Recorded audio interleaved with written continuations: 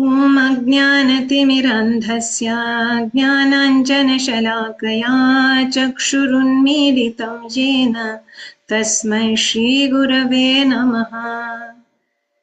श्रीचैतन्यमनोभीष्टं स्थापितं येन भूतले स्वयं रूप कदा मह्यं ददाति स्वपदान्तिकम्।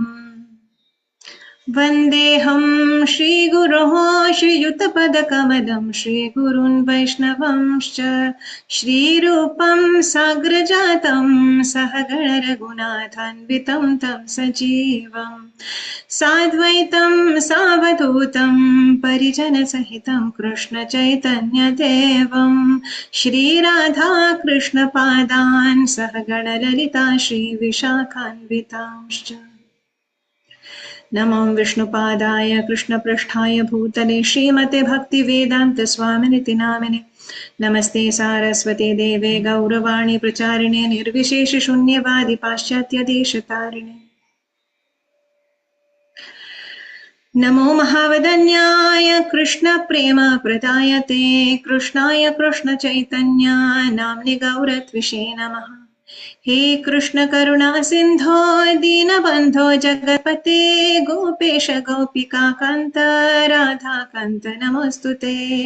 तप्त काञ्चन गौराङ्गी राधे वृन्दावनेश्वरी वृषभानुसुते देवी प्रणमामि हरिप्रिये। वञ्चाकल्पतरुभ्यश्च कृपा सिन्धुभ्यैव च पतितानां पावनेभ्यो वैष्णवेभ्यो नमो नमः। जय श्री कृष्ण चैतन्य प्रभु नित्यानंद श्री अद्वैत गदाधर श्रीवासादि गौर भक्तवृंद। हरे कृष्णा कृष्ण कृष्ण हरे हरे हरे राम राम राम हरे हरे। ओम नमो भगवते वासुदेवाय। ओम नमो भगवते वासुदेवाय। ओम नमो भगवते वासुदेवाय।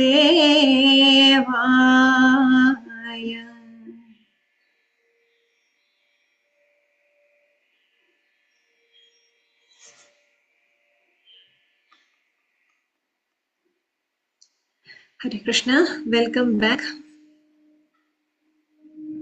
We are studying chapter 13, that is Kshetra, Kshetra Kshetrajna Vibhaga Yoga.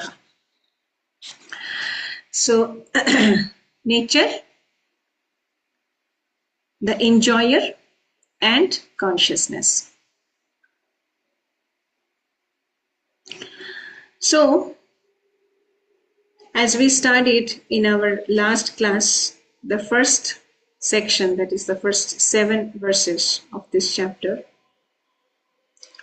And today we will be studying the next section, that is verse number 8 to verse number 12, where Bhagavan talks about the qualities of a jnani, or we can say the process of attaining knowledge, or we can say the way to liberation also. So, very interestingly, we will find that the qualities of a devotee that the Lord discussed in the last chapter, that is Bhakti Yoga, chapter 12, and here in Kshetra Kshetrajna Vibhaga Yoga in chapter 13, Bhagavan describes the qualities of a jnani, and we will see the resemblance. There he enumerated 26 qualities, and here he enumerates 20 qualities of a jnani. When we will study, we will be able to relate, and we will see how the qualities are resembling.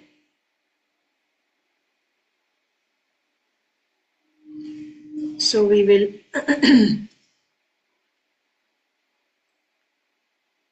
chant all the 5 verses together, 8, 9, 10, 11 and 12. And then we will discuss.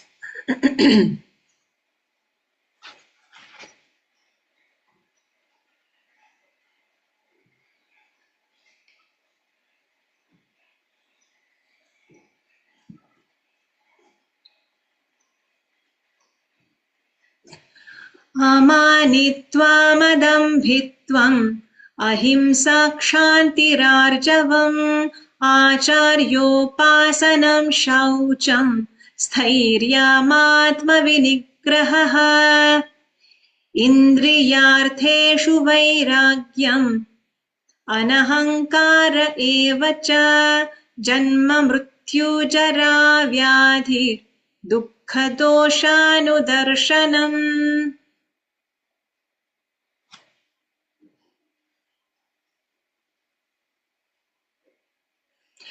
असक्तिरनभिष्वङ्गः पुत्रदारगृहादिषु नित्यं च समचित्तत्वम् इष्टानिष्टोपपत्तिषु.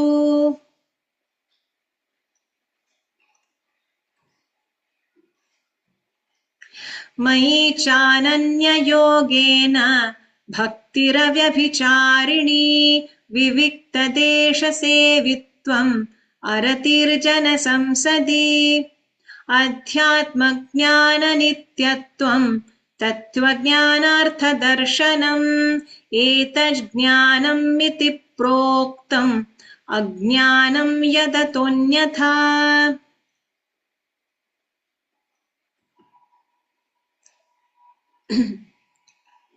Synonyms: Amanitvam, humility. Adambhitvam, pridelessness. Ahimsa, non-violence. Kshantihi, tolerance. Arjavam, simplicity.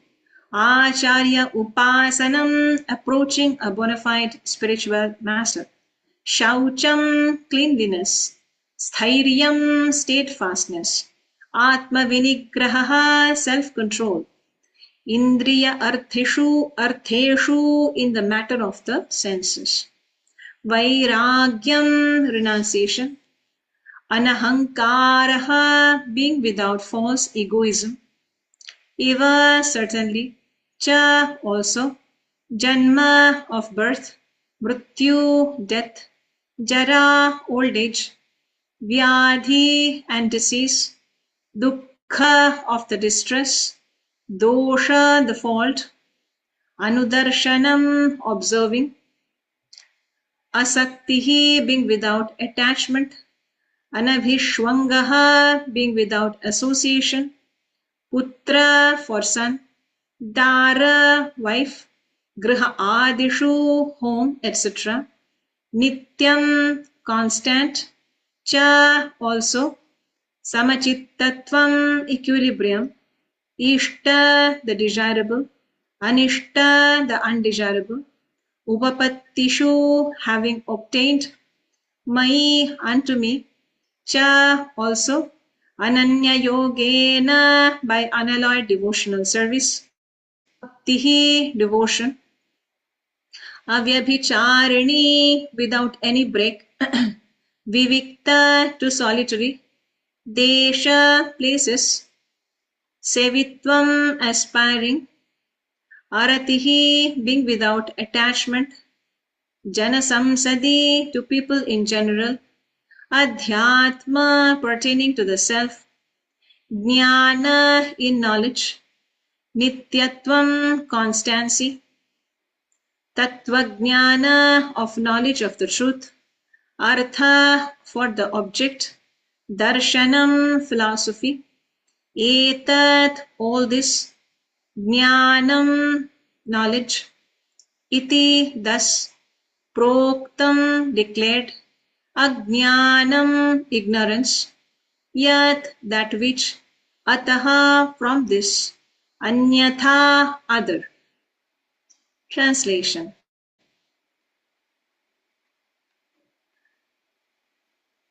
Humility, pridelessness, non-violence, tolerance, simplicity, approaching a bona fide spiritual master, cleanliness, steadiness, self-control, renunciation of the objects of sense gratification, absence of false ego, the perception of the evil of birth, death, old age, and disease, detachment, freedom from entanglement with children, wife, home, and the rest, even-mindedness amid pleasant and unpleasant events, constant and unalloyed devotion to me, aspiring to live in a solitary place, detachment from the general mass of people, accepting the importance of self-realization, and philosophical search for the absolute truth.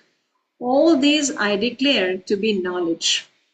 And beside this, whatever there may be, is ignorance. So see how precisely the Lord has given the definition of knowledge here. And he says clearly that without this, whatever there may be, is ignorance. So these are the things. Now, what are the qualities that we get from this? First is humility. Okay, let me read the purport. This process of knowledge is sometimes misunderstood by less intelligent men as being the interaction of the field of activity. But actually, this is the real process of knowledge. If one accepts this process, then the possibility of approaching the absolute truth exists. This is not the interaction of the 24 elements as described before. This is actually the means to get out of the entanglement of those elements, as it is discussed in the previous section, that is the 24 tattvas.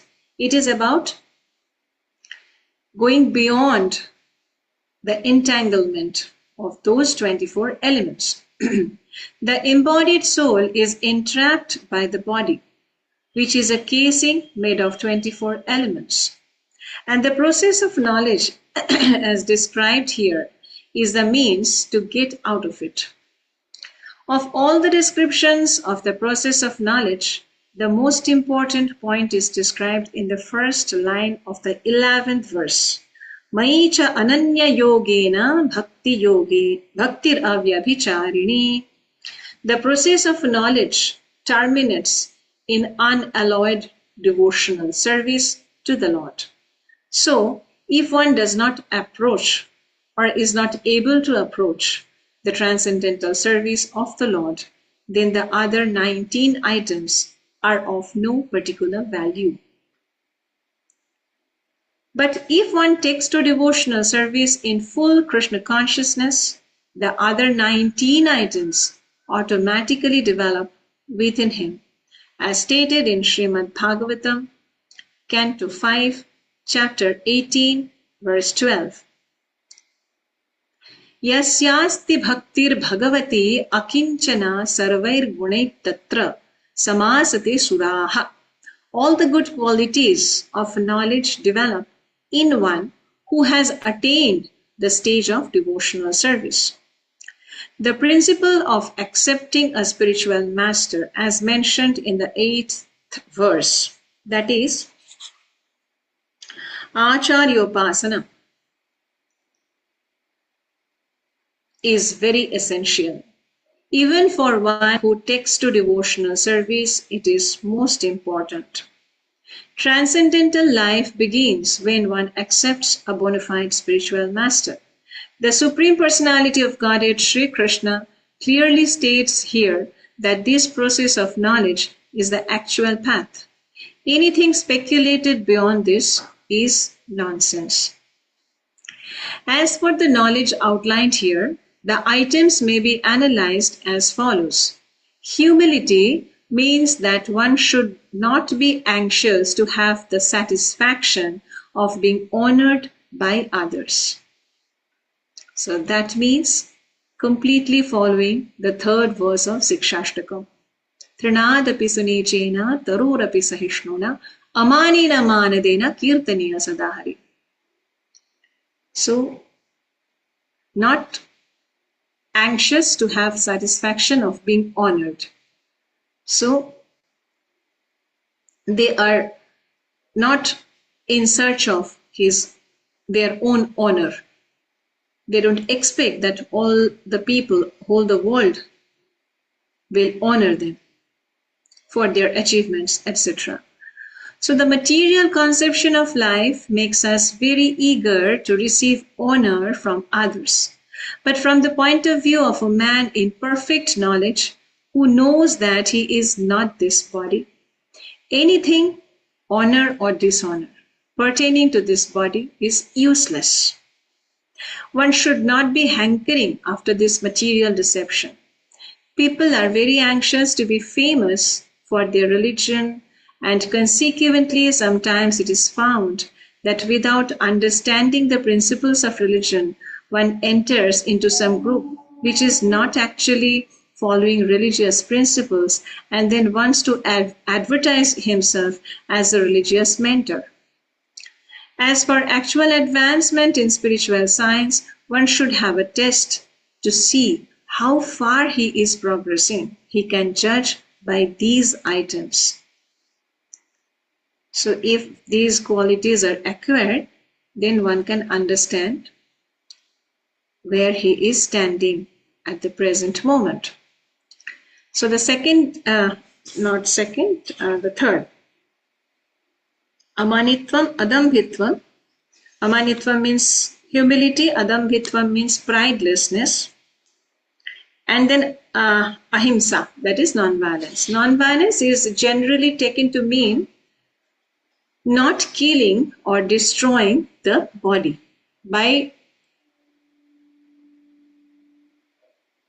It is commonly we understand.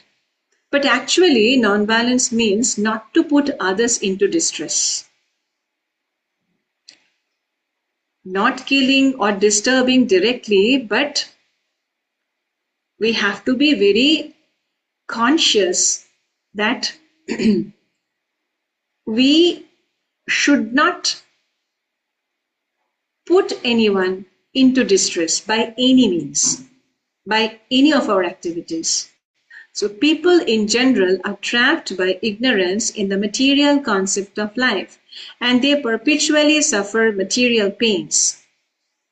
So unless one elevates people to spiritual knowledge, one is practicing violence. So indirectly, if we are not helping others to elevate, we are not helping other people to elevate to the spiritual knowledge or in the spiritual path. So we are not practicing non-violence. So one should try his best to distribute real knowledge to the people so that they may become enlightened and leave this material entanglement. That is non-violence in the true sense of the term. Then is tolerance, kshantihi. Tolerance means that one should be practiced to bear insult and dishonor from others. So the same third verse of Sikshashtakam, Trinadapi sunechena tarorapi sahishnuna amanena manadena kirtaniya sadaharihi. So feeling himself smaller than the blade of a grass, more tolerant than a tree, and no expectation of getting honor from the world, but giving honor to everybody, honoring everybody, every single entity on this earth. So if one is engaged in the advancement of spiritual knowledge, there will be so many insults and much dishonor from others. This is expected because material nature is so constituted. Even a boy like Prahlada Maharaja, who only 5 years old was engaged in the cultivation of spiritual knowledge, was endangered when his father became antagonistic to his devotion. The father tried to kill him in so many ways, but Prahlada tolerated him. So, there may be many impediments to making advancement in spiritual knowledge, but we should be tolerant and continue our progress with determination. This is very important. Definitely many adversities will come. Many disrespect will come in our way. But we must have the determination to continue our progress in the spiritual path. Then is Arjavam, that is simplicity. Simplicity means that without diplomacy, one should be so straightforward that he can disclose the real truth, even to an enemy. As for acceptance of the spiritual master, that is essential. Acharyopasanam. One cannot progress in the spiritual without the instruction. That is essential because without the instruction of a bona fide spiritual master, one cannot progress in the spiritual science. One should approach the spiritual master with all humility and offer him all services so that he will be pleased to bestow his blessings upon the disciple. Tadvidhi pranipatena pariprashnena sevaya. Upadikshyanti te jnanam jnanina sattvadarshinaha. 4.34 Bhagavad Gītā. So we already learnt it, how to approach a spiritual master. Service, complete surrender, prostrated obeisances, asking questions related to the absolute truth. So all these things we know. Because a bona fide spiritual master is a representative of Krishna, if he bestows any blessings upon his disciple, that will make the disciple immediately advanced without the disciples following the regulative principles. Or the regulative principles will be easier for one who has served the spiritual master without reservation.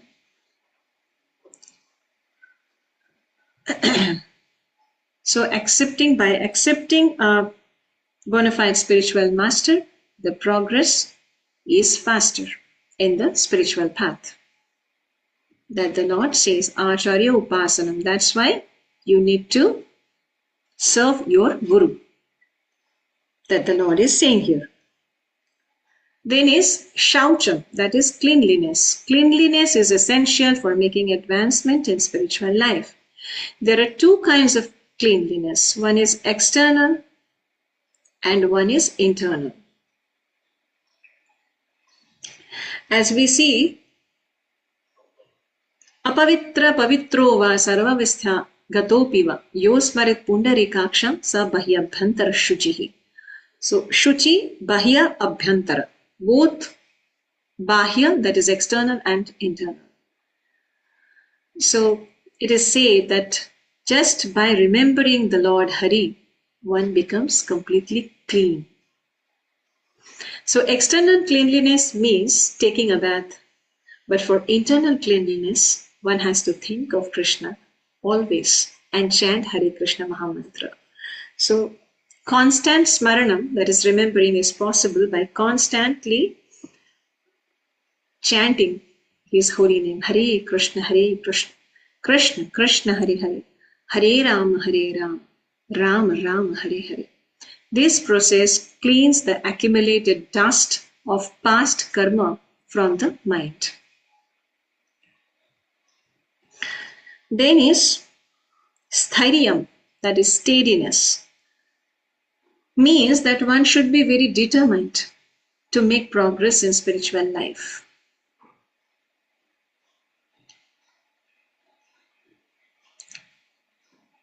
Without such determination, one cannot make tangible progress.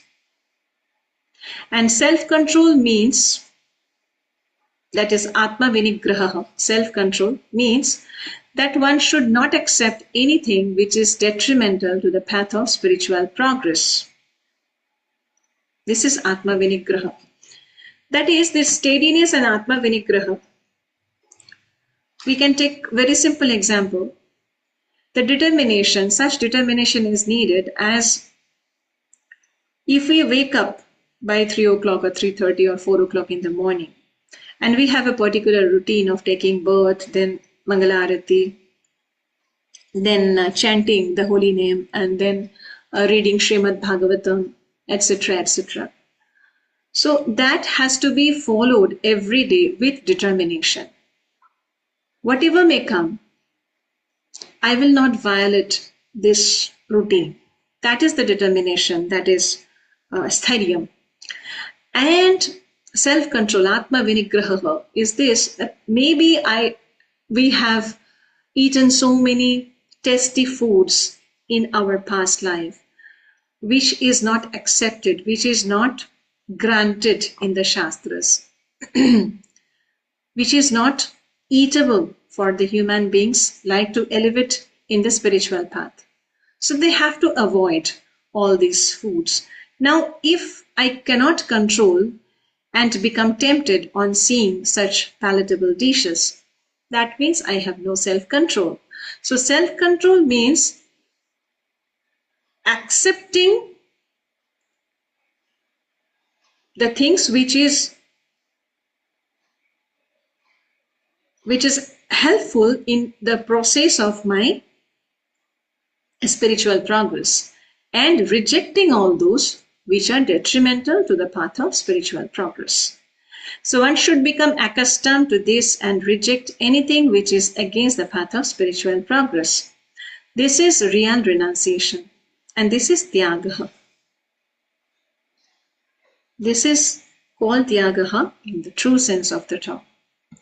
The senses are so strong that they are always anxious to have sense gratification.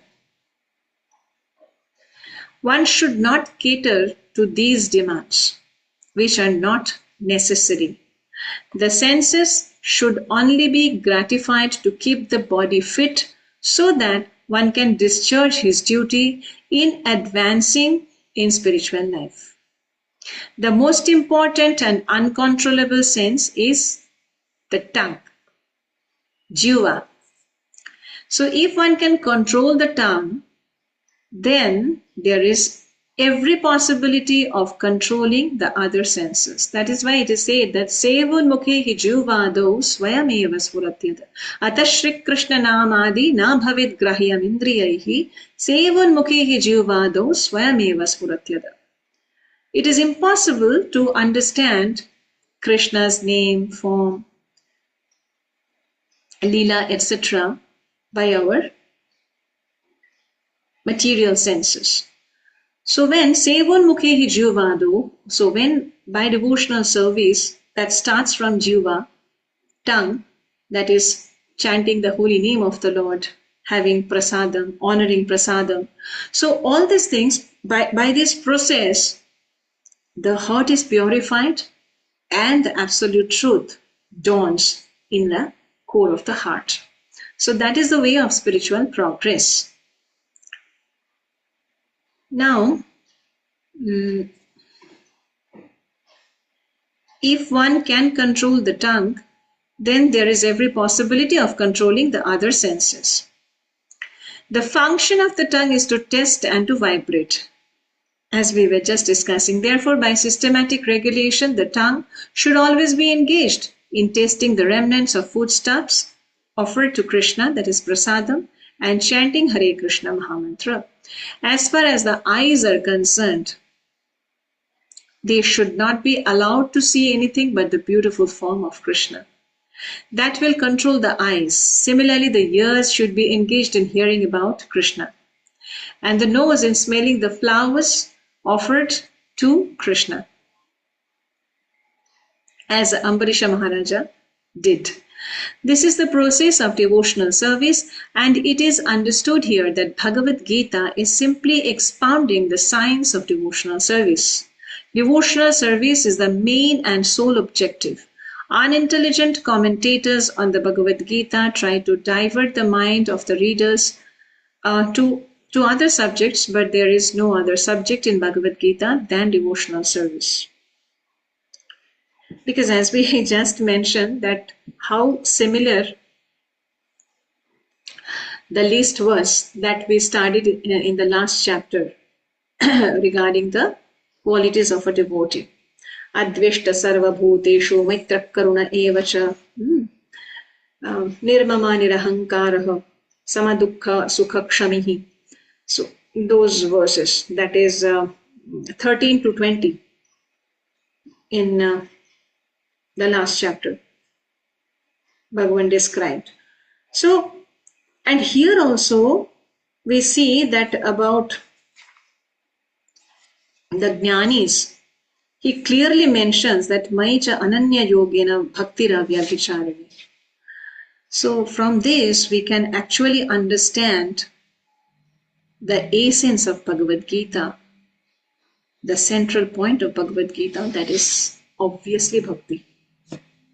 And undoubtedly it is so. False ego, anahankaraha, that is not having false ego. So okay, the last one was indriyartheshu vairagyam, that is renunciation of gratifying the senses. Now false ego, that is vairagyam, anahankaraha,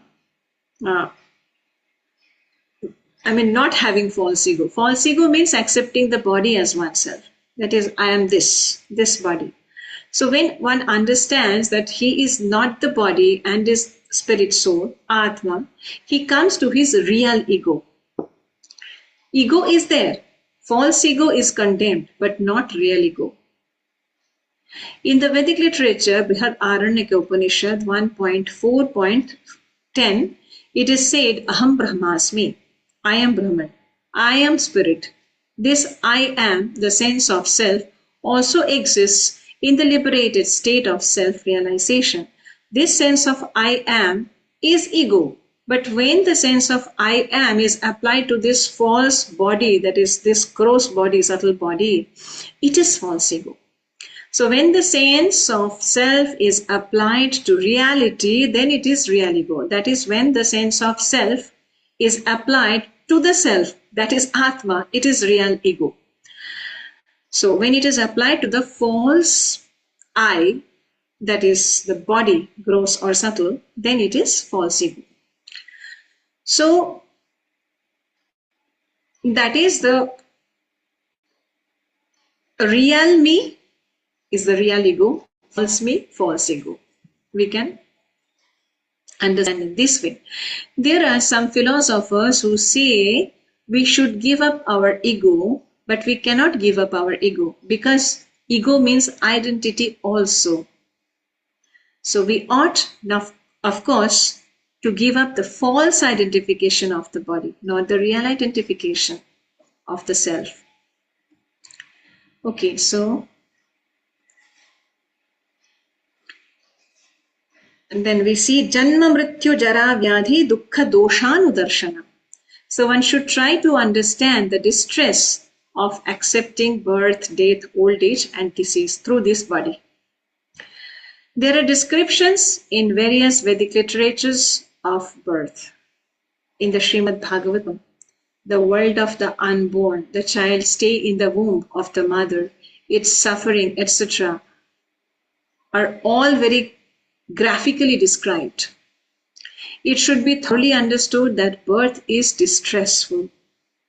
Because we forget how much distress we have suffered within the womb of the mother, we do not make any solution to the repetition of birth and death. Similarly, at the time of death, there are all kinds of sufferings. These should be discussed, and as far as disease and old age are concerned, everyone gets practical experience.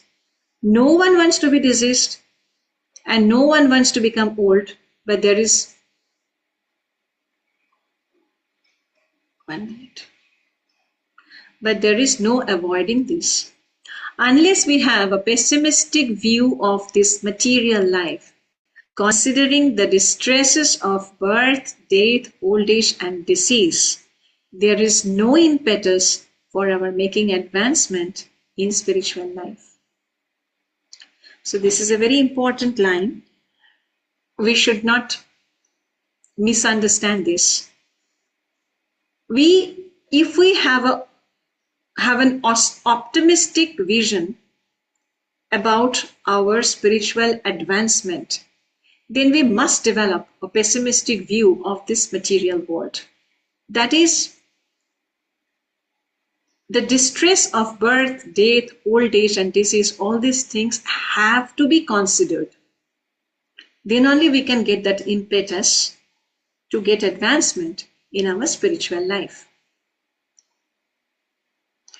Then it is said that asaktiranabhishwangaha putra dara grihadishu. That we discussed, asakti.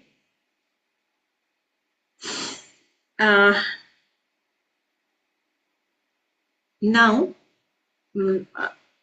asaktiranabhishangaha putra dara grihadishu. So, as for detached from children, wife and home, it is not meant that one should have no feeling for them. They are natural objects of affection. Children, spouse, home, they are natural objects of affection. But when they are not favorable for spiritual progress, then one should not be attached to them. As we know, in the beginning of Śrimad Bhagavatam, when Narada Muni was discussing his past life to Vyasadevaji, he told at a point that I became so much attached with my mother because she was the only person I had in this world. So I became, as a boy of 5 years old, I became very attached to my mother. So by the will of the providence, I lost her, and I am thankful to the Lord for this, because in this way, my attachment was cut asunder. So this is very important. See, they are natural objects of affection, but when they are not favorable to spiritual progress, then one should not be attached to them. The best process of making the home pleasant is Krishna consciousness. If one is in full Krishna consciousness, he can make this home very happy, because this process of Krishna consciousness is very easy. One need only chant Hare Krishna, Krishna Krishna Hare Hare, Hare Ram, Rama Rama Hare Hare. Accept the remnants of foodstuffs offered to Krishna, that is prasadam. Have some discussion on books like Bhagavad Gītā, Śrimad Bhagavatam, and engage oneself in deity worship, Vigraha Seva. So these 4 things will make one happy in their life, in the life at their home. So these 4 things will make one happy, and one should train the members of his family in this way. Jedin grihe bhajan dekhi, grihe goloko bhai. So Bhaktivinoda Thakur says that that day when there is bhajana in my residence, then my residence becomes Goloka Vrindavan. So that is Krishna consciousness. So the life is going on in its own way, but everything is centered around Krishna. So the family members can sit down morning and evening and chant together Hare Krishna Mahamantra, Hare Krishna Krishna Krishna Hare Hare, Hare Rama Rama Rama Hare Hare. If one can mold this family life in this way to develop Krishna consciousness, following these 4 principles, then there is no need to change from family life to renounced life. But if it is not congenial, not favorable for spiritual advancement, then family life should be abandoned. One must sacrifice everything to realize or serve Krishna. If it is possible to stay at home and simultaneously make progress in spiritual life, then it is fine. But if the family life is a barrier in the spiritual progress, then it must be abandoned. So, one must sacrifice everything to realize or serve Krishna. This is real Tyaga, Vairagya.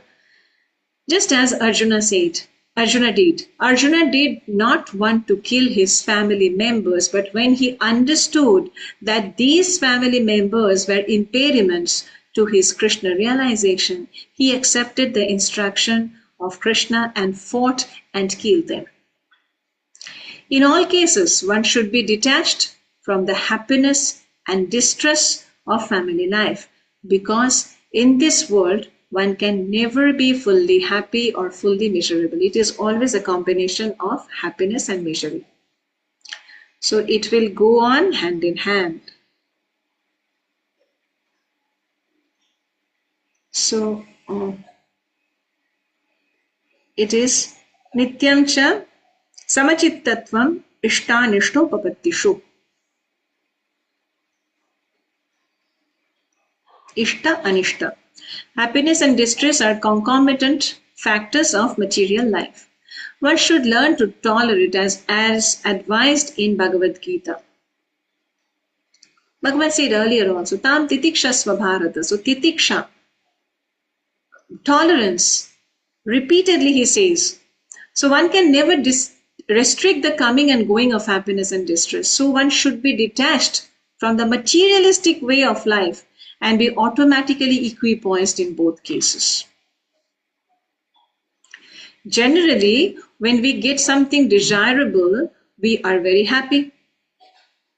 And when we get something undesirable, we are distressed. And that's why Bhagavan says, Na prahishyat priyam prapya no dvijit prapya cha priyam. So there is no cause of getting so excited, being so excited on receiving your favorite things. And there is no reason to be distressed when you get something that is undesirable. But if we are actually in the spiritual position, these things will not agitate us. To reach that stage, we have to practice unbreakable devotional service. Devotional service to Krishna without deviation means engaging oneself in the 9 processes of devotional service. Chanting, hearing, worshipping, offering respect, etc. That is, as we know, Navavidha Bhakti. Shravanam, Kirtanam, Vishnu Smaranam, Padasevanam, Arshanam, Bandhanam, Dasya, Sakham, Atmanivedanam. So this is Maicha Ananya Yogena Bhaktir Avyabhicharini. So Ananya Yogena, by unalloyed devotional service. Avyabhicharini, without any break or without getting diverted. So it is already described, as described in the last verse of the 9th chapter. That process should be followed. Which shloka was that?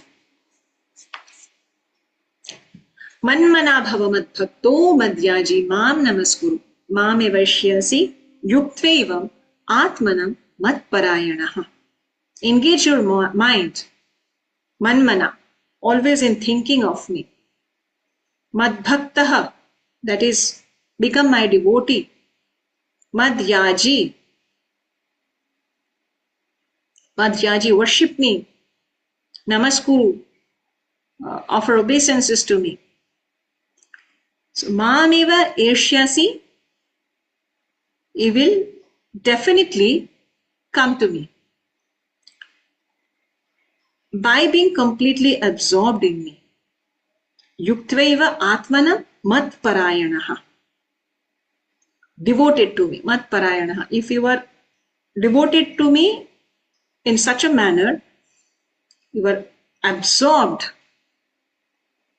in me, then definitely he will reach me undoubtedly. That was the last verse of 9th chapter. Man mana bhavamad bhakto madhyaji mam namaskuru mam evashyasi yuktveva atmana mat parayana.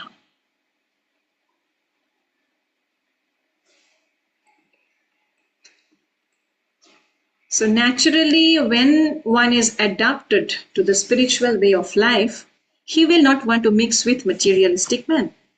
So the next point, that is vivikta desha sevitvam aratir jana samsadi.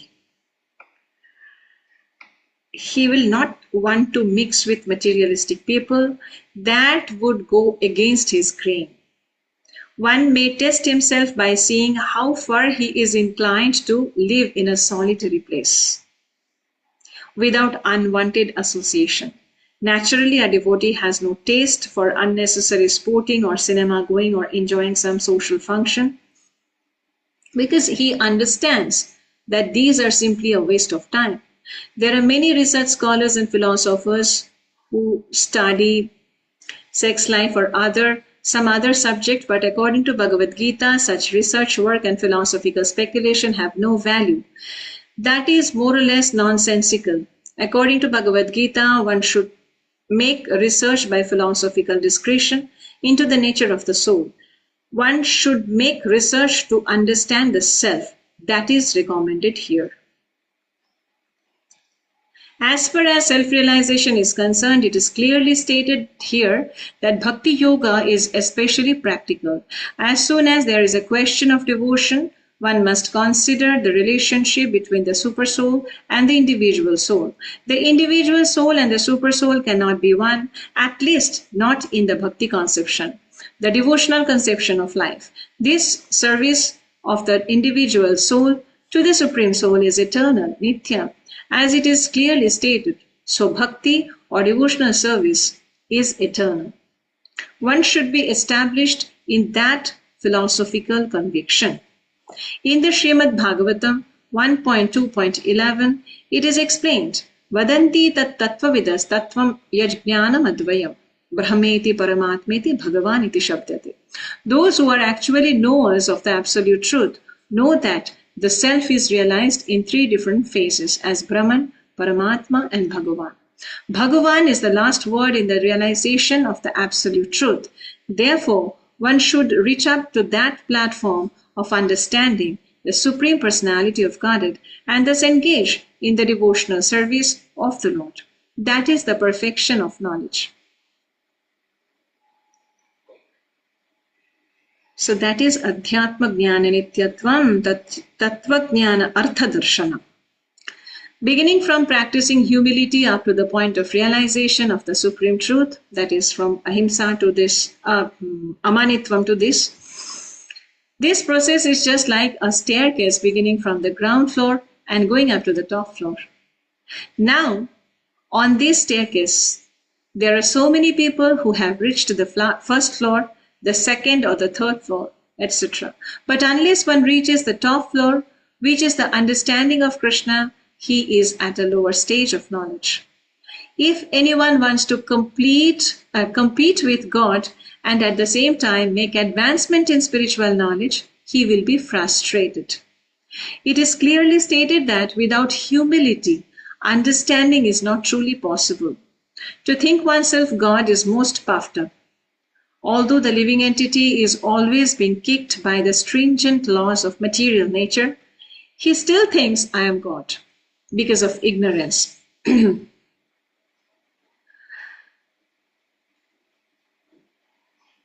The beginning of knowledge, therefore, is amanitvam, humility.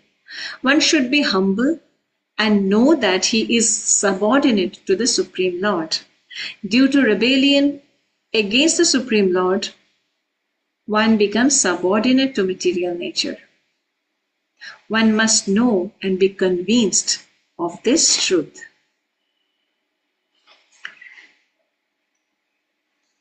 So, it is said that all these 20 qualities may or may not come together because it is like a staircase. You can jump, many stairs at a time. That is according to your capacity. If you are very fit, you can jump 4 or 5 steps at a time.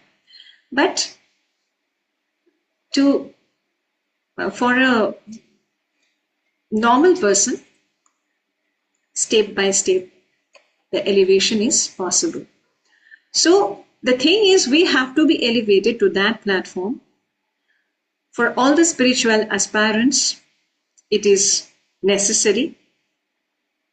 And as Bhagavan himself enumerating all these qualities, so we can judge ourselves time to time that how far we have progressed from the day one and how far we have to go to reach the goal.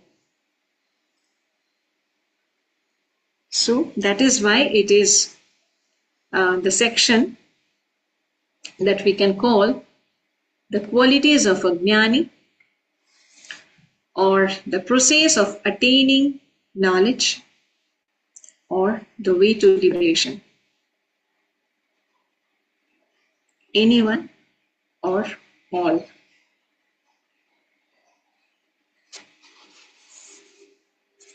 So with this, we have come to the end of today's session. Vanchakalpatarubhyascha kripa sindhubhya eva cha patitanam pavanebhyo vaishnavebhyo namo namaha. Hare Krishna, Krishna Krishna, Hare Hare, Hare Rama, Rama Rama, Hare Hare.